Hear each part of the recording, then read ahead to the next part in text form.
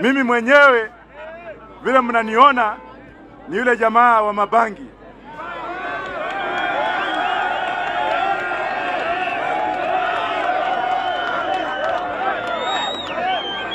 Wengi wameniita wazimu na wengi wamesema mambo mingi, lakini hiyo bangi tunataka tuitengeneze iwe ni dawa ya kutibu kansa, iwe ni ya commercialization, ile ya kujenga matafari.